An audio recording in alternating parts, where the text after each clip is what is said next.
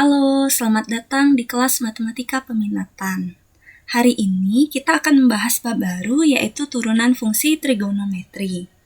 Kalian mesti mengingat lagi aturan turunan fungsi aljabar yang sudah kalian pelajari di kelas 11. Aturan-aturan di fungsi aljabar ini juga akan berlaku untuk fungsi trigonometri. Jadi selamat belajar ya. Nah, tujuan pembelajaran hari ini itu adalah peserta didik mampu menggunakan konsep turunan fungsi untuk menentukan turunan fungsi trigonometri. Yang kedua, peserta didik mampu membuktikan rumus turunan fungsi trigonometri. Apa saja yang akan kalian pelajari pada video hari ini? Yang pertama, kalian akan mengenal konsep turunan fungsi trigonometri, kemudian sifat-sifat turunan fungsi, dan aturan rantai, dan yang terakhir adalah turunan kedua. Oke, turunan fungsi itu dapat diartikan sebagai kalau secara geometri ia adalah pendekatan garis singgung suatu kurva. Secara fisika, ia adalah pendekatan laju perubahan sesaat. Kemudian turunan itu juga dapat diartikan sebagai pendekatan laju perubahan rata-rata nilai fungsi. Oke. Nah, di turunan fungsi trigonometri ini pada dasarnya sering kita gunakan dalam kehidupan sehari-hari.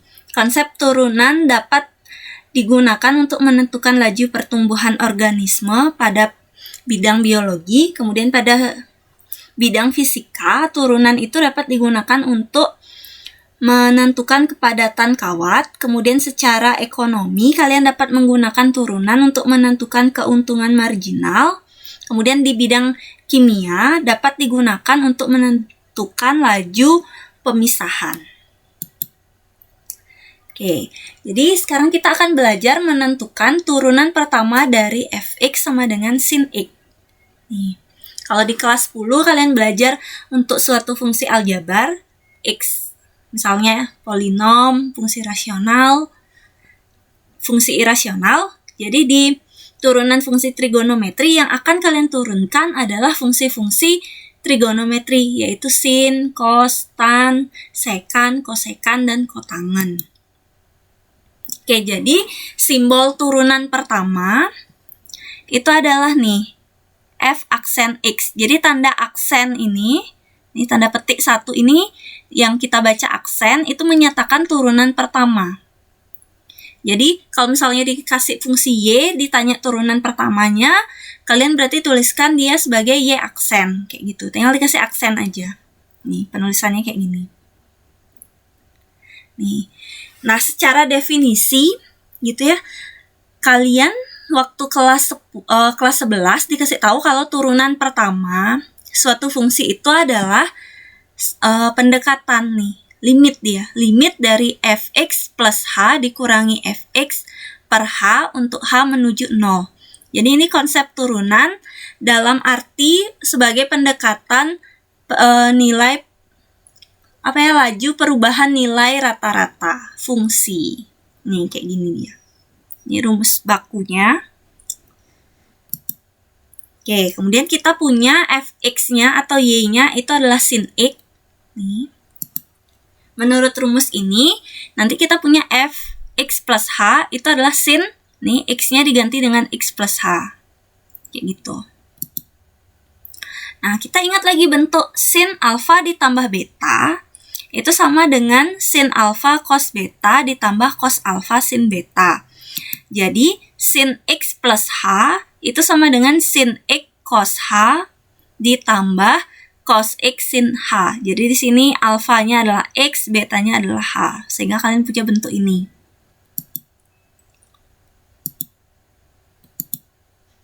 Oke, dan kita gunakan rumus ini. Kita ganti fx plus h-nya dengan sin x cos h ditambah cos x sin h dikurangi fx-nya kan sin h.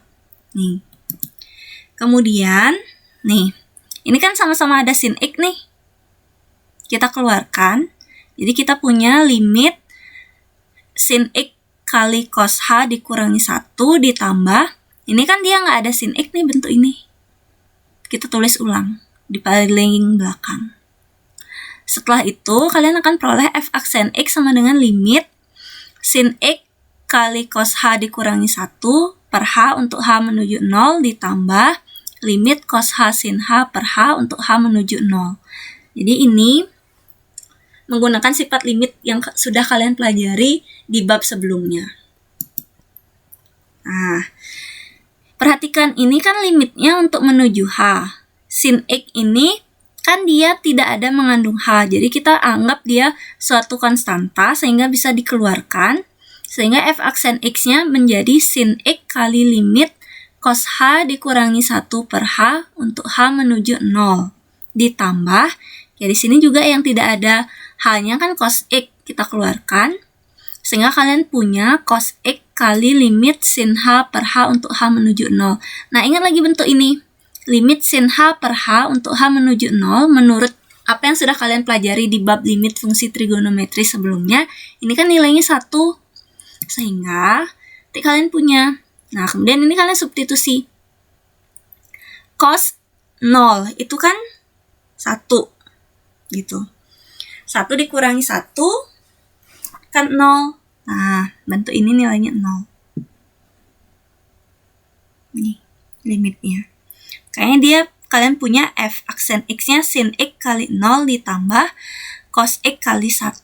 Ini kan tadi nilainya 1. Sehingga f aksen X-nya, ini kan sin X kali 0 kan 0. Maka turunan pertama dari fx sama dengan sin X itu adalah f aksen X sama dengan cos X. Nih turunannya. Ini turunan pertama fx sama dengan sin X adalah f aksen X sama dengan cos X. Oke, dengan cara yang sama, kalian dapat menentukan turunan pertama dari fx sama dengan cos X. Nih, kita tetap gunakan konsep yang ini. Nih, f aksen X itu adalah limit atau pendekatan fx plus h dikurangi fx per h untuk h menuju 0. Fx-nya sama dengan cos X. Jadi kita akan punya fx plus h sama dengan cos X plus h. Jadi X-nya diganti dengan X plus H. Nah, ingat bentuk cos alpha ditambah beta sama dengan cos alpha cos beta dikurangi sin alpha sin beta. Maka cos X plus H sama dengan cos X cos H dikurangi sin X sin H. Nah, sekarang kita peroleh f aksen X sama dengan limit cos X cos H dikurangi sin X sin H dikurangi cos X per H untuk H menuju 0. Oke, ini kan sama-sama ada cos X nih. Kita keluarkan lagi, sehingga kita peroleh cos X kali cos H dikurangi 1 dikurangi sin X kali sin H per H untuk H menuju 0. Nah, nanti kita akan peroleh, ini gunakan lagi sifat limit yang sudah kita pelajari pada bab sebelumnya, sehingga f aksen X bisa dinyatakan sebagai limit cos X kali cos H dikurangi 1 per H untuk H menuju 0 dikurangi limit sin X sin H per H untuk H menuju 0. Maka f aksen X sama dengan cos X kali limit cos H dikurangi 1 per H untuk H menuju 0 dikurangi sin X kali limit sin H per H untuk H menuju 0. Maka kalian akan peroleh f aksen X itu adalah cos X kali 0 dikurangi sin X kali 1. Maka kalian akan peroleh f aksen X itu adalah negatif sin X. Jadi turunan pertama dari fx sama dengan cos X adalah f aksen X sama dengan negatif sin X. Oke, turunan pertama fungsi trigonometri ini kita bisa, nanti ini rumus yang berlaku di turunan fungsi trigonometri. Kalau kalian punya fx-nya sin X, nanti turunan pertamanya adalah cos X. Kemudian kalau punya fx-nya cos X, turunan pertamanya adalah negatif sin X. Kemudian turunan pertama dari tan X itu adalah secant kuadrat X. Kemudian turunan pertama dari cosec X itu adalah negatif kotan X kali cosecant X. Kemudian turunan secant X itu adalah tan X kali secant X. Kemudian turunan dari kotan X itu adalah negatif kosek kuadrat X. Kalau kalian perhatikan nih, di fungsi yang awalannya C, nih, cos, kosekan, kotan, turunan pertamanya selalu mengandung negatif. Nih, turunan cos negatif sin X, turunan kosek X negatif kotan X kali kosek X. Kemudian turunan dari kotan X itu adalah negatif kosek kuadrat X. Nih, selalu kayak gini. Sekarang kita lanjut ke sifat-sifat turunan fungsi. Oke, yang pertama, turunan pertama Y sama dengan K kali U itu adalah Y aksen sama dengan K kali U aksen, dengan K adalah konstanta. Contoh, tentukan turunan pertama dari Y sama dengan 2 sin X. K-nya 2 dan U-nya adalah sin X, maka U aksennya adalah cos X. Jadi turunan dari sin X tadi itu adalah cos X. Sehingga kalian peroleh Y aksen, nih kan Y aksennya K kali U aksen, K-nya 2 tetap. 2 kali U aksennya adalah cos X, berarti Y aksennya adalah 2 kali cos X. Jadi turunan pertama dari Y sama dengan 2 sin X adalah Y aksen sama dengan 2 cos X. Kemudian turunan pertama dari Y sama dengan U ditambah atau dikurangi V adalah Y aksen sama dengan U aksen ditambah atau dikurangi V aksen. Jadi kalau dia penjumlahan atau pengurangan fungsi, turunannya adalah turunan masing-masing dari fungsinya. Contoh, tentukan turunan pertama dari Y sama dengan sin X ditambah cos X. Nah, ini fungsi, ini juga fungsi.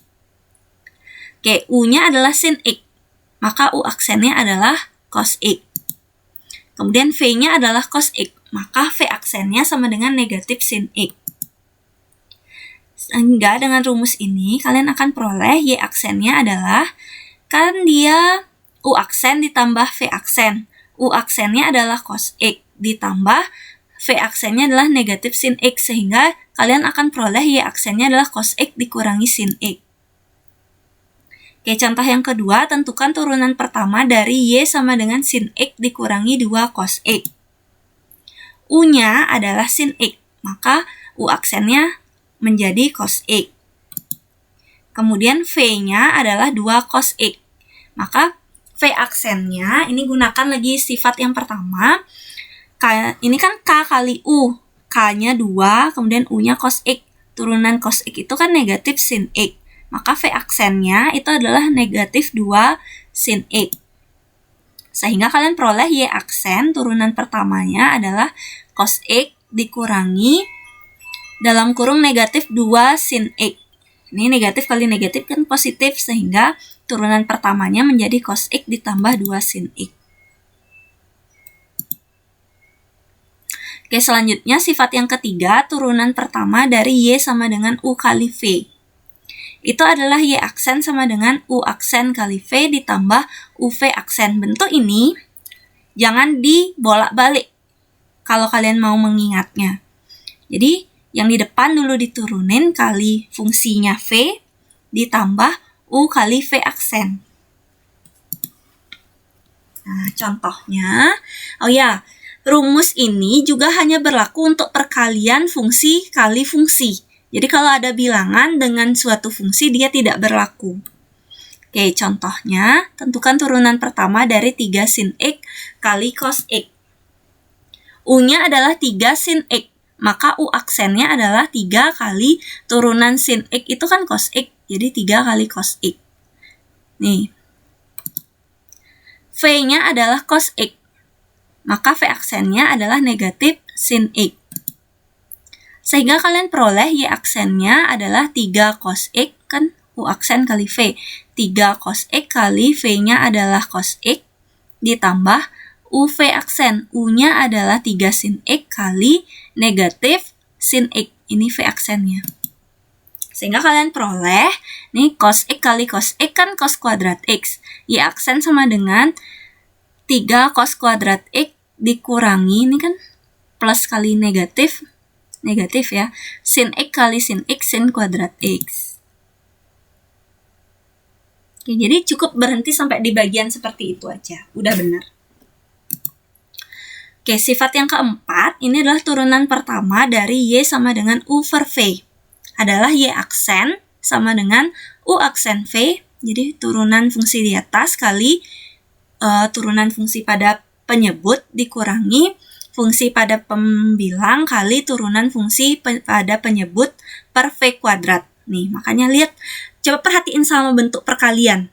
Dia sama kan, cuma kalau perkalian tidak ada V kuadrat dan tandanya plus. Itulah kenapa Ibu bilang kalian cukup mengingatnya, jangan dibolak-balik, biar kalian tidak bingung nanti. Nah, rumus ini juga berlakunya untuk fungsi per fungsi. Jadi kalau ada bilangan per suatu fungsi ini tidak boleh.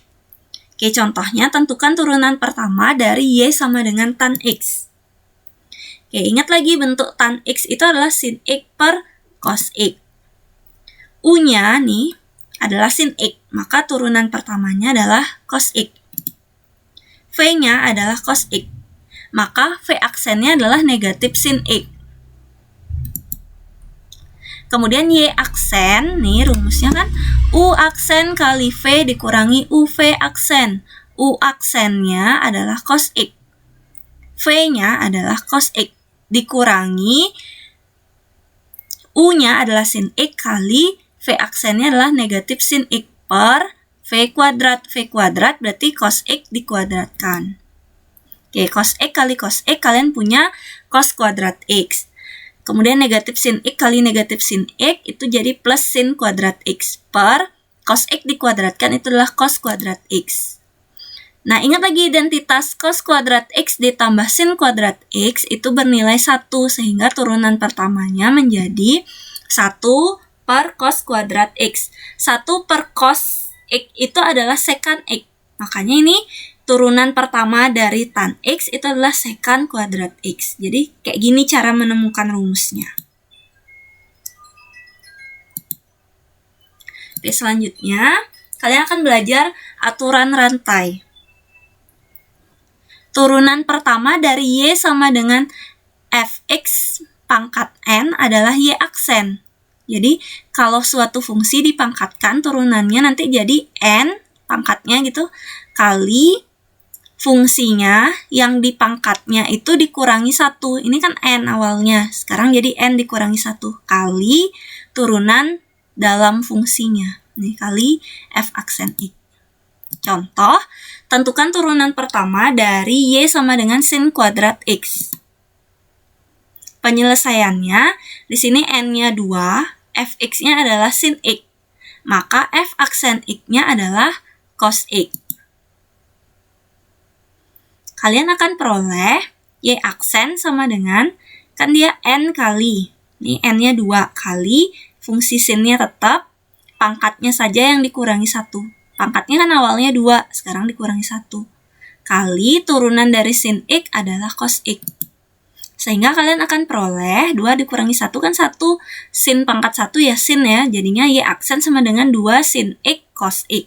Ini adalah turunan pertama dari Y sama dengan sin kuadrat X. Selanjutnya kita akan belajar turunan kedua suatu fungsi. Nih, jika kalian punya F aksen X atau turunan pertama suatu fungsi, nih kalian turunkan lagi terhadap variabel X, akan diperoleh turunan kedua dari fungsi Fx terhadap variabel X. Nih, turunan kedua fungsi Fx dinyatakan dengan F double aksen X, jadi tanda petiknya ada 2.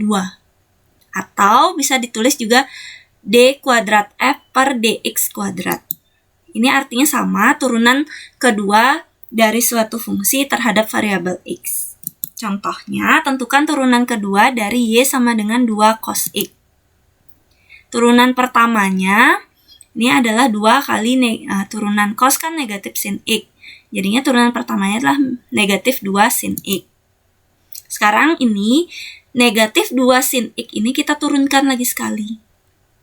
Ini negatif 2 kan konstanta, dibiarkan kali turunan sin X itu kan cos X. Jadi turunan keduanya adalah negatif 2 cos X. Oke, selanjutnya kita akan belajar menentukan nilai turunan.